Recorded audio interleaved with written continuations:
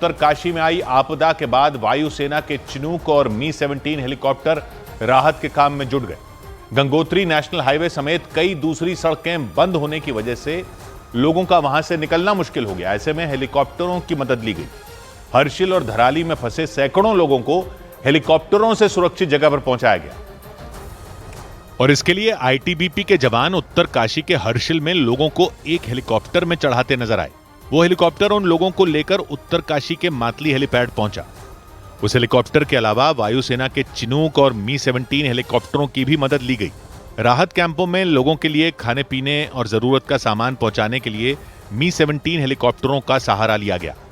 वहां मातली हेलीपैड पर एसडीआरएफ के जवान अनाज और खाने पीने की दूसरी चीजों से भरी कई बोरियों को इकट्ठा करते नजर आए। अनाज और दवाइयों के साथ ही जनरेटर और बड़ी बड़ी मशीनों को भी पहुंचाने के लिए हेलीकॉप्टरों का इस्तेमाल किया गया। वहां चिनूक हेलीकॉप्टर एक बड़ा जनरेटर लेकर उड़ान भरता दिखाई दिया।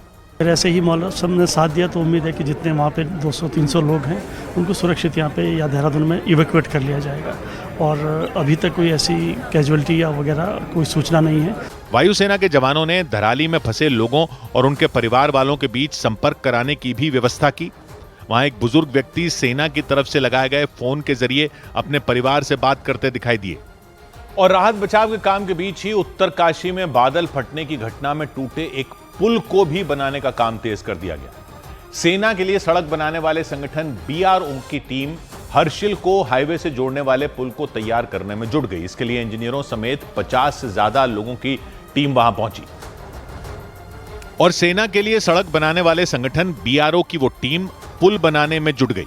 बादल फटने से हुई तबाही में उत्तरकाशी से गंगोत्री जाने के लिए बना एक बड़ा पुल ढह गया था और इससे कई इलाकों का संपर्क टूट गया। वहां सड़क के बीच का बड़ा हिस्सा टूटा हुआ दिखाई दिया, जबकि कुछ दूरी पर सड़क के किनारे जमीन बिल्कुल धंस गई। ये है लिमचागाड़ एरिया। इस जगह पर जो मेन पुल था वो धराशायी होगा, जिसके बाद यहाँ पर आप देखेंगे बीआरओ है, सेना के जवान हैं, सब यहाँ पर इस पुल को युद्ध स्तर पर तैयार करेंगे।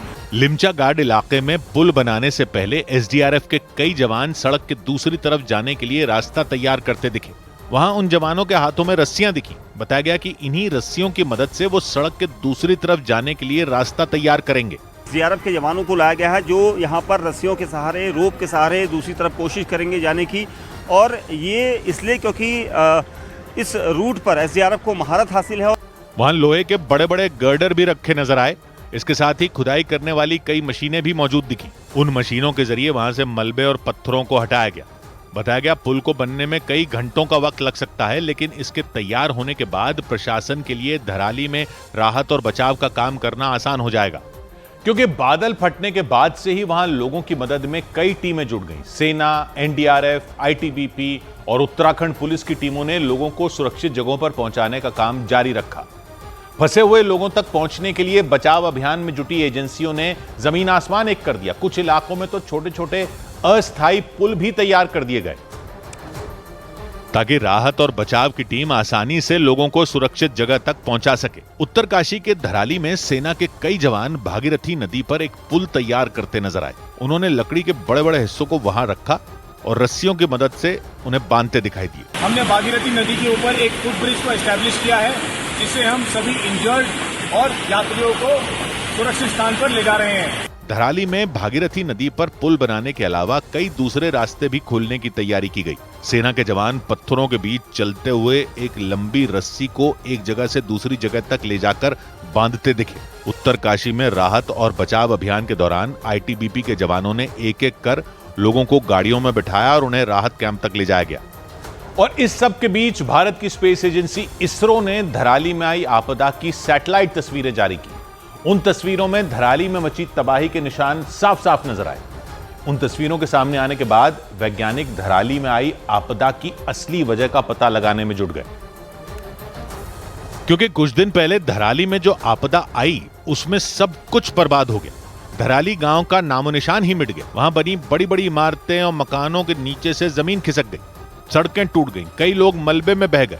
उन्हें ढूंढने के लिए वहां युद्ध स्तर पर बचाव अभियान चलाया गया। इसके बाद भारत की स्पेस एजेंसी इसरो ने धराली की सैटेलाइट तस्वीरें जारी की। उन तस्वीरों में तबाही से पहले और तबाही के बाद वाला धराली नजर आया। पहली तस्वीर पिछले साल की थी, खीरगंगा नदी के दोनों तरफ कई मकान और इमारतें नजर आईं। खीरगंगा नदी के किनारे पर ही धराली गांव भी बसा हुआ था। जबकि दूसरी तस्वीर तबाही के 2 दिन बाद यानी 7 अगस्त की थी।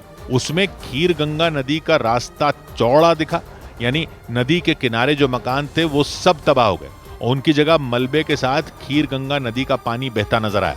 नदी के आसपास हर जगह मलबा बहता दिखा। इन तस्वीरों के जरिए वैज्ञानिकों ने धराली में आई इतनी बड़ी आपदा की असली वजह का पता लगाने की कोशिश की, क्योंकि धराली में आई तबाही ने हर किसी को झकझोर कर रख दिया। वहां चल रहे बचाव अभियान के बीच राज्य के मुख्यमंत्री पुष्कर सिंह धामी हादसे वाली जगह पर पहुंचे और उन्होंने पीड़ित लोगों से मुलाकात की। मुख्यमंत्री ने पुलिस, सेना, आईटीबीपी, एनडीआरएफ, एसडीआरएफ के कई अधिकारियों के साथ धराली का जायजा लिया। इस दौरान वो राहत शिविरों में भी गए और वहां आपदा से प्रभावित कई लोगों से बातचीत की। उन्होंने राहत और बचाव अभियान को लेकर अधिकारियों को कई निर्देश भी दिए ताकि धराली में घायल लोगों और गंगोत्री के रास्ते में फंसे श्रद्धालुओं की मदद में कोई कमी न रहे। मुख्यमंत्री पुष्कर सिंह धामी अपने अधिकारियों के साथ धराली में उस जगह पहुंचे जहां सैलाब आने के बाद भयंकर तबाही मच गई थी। उन्होंने वहां चलाए जा रहे राहत और बचाव अभियान का जायजा लिया। इस दौरान मशीनों से मलबा हटाने का काम भी जारी रहा। इसके बाद जब मुख्यमंत्री राहत शिविर में पहुंचे तो आपदा में अपने लोगों को खो चुके कुछ लोग उनसे लिपटकर रोने लग गए। पुष्कर सिंह धामी ने उन्हें ढांढस बंधाया।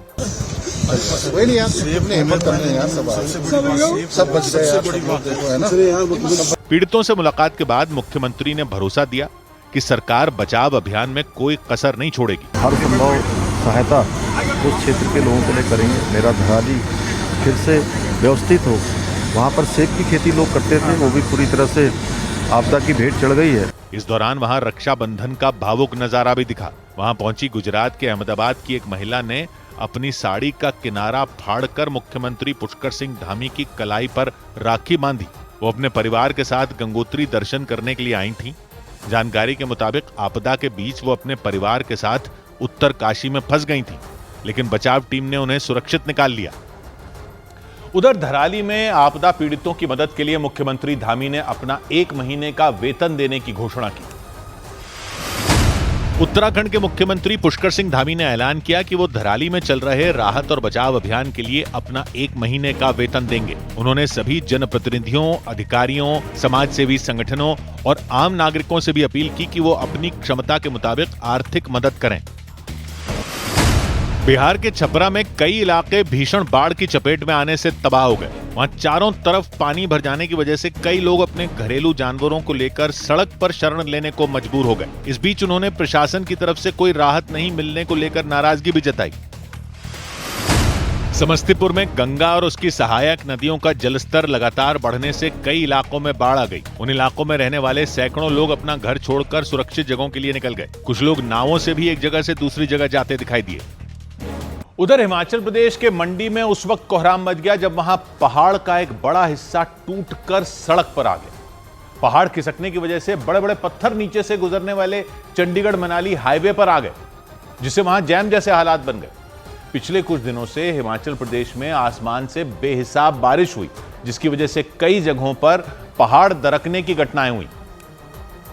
और इसी कड़ी में मंडी के झिड़ी इलाके में पहाड़ टूटने से हाहाकार मच गया, क्योंकि पहाड़ का एक बड़ा हिस्सा टूटकर नीचे से गुजर रहे चंडीगढ़ मनाली हाईवे पर आ गया। पहाड़ दरकने और नीचे की तरफ तेजी से आते मलबे को जिस किसी ने भी देखा वो सहम गया।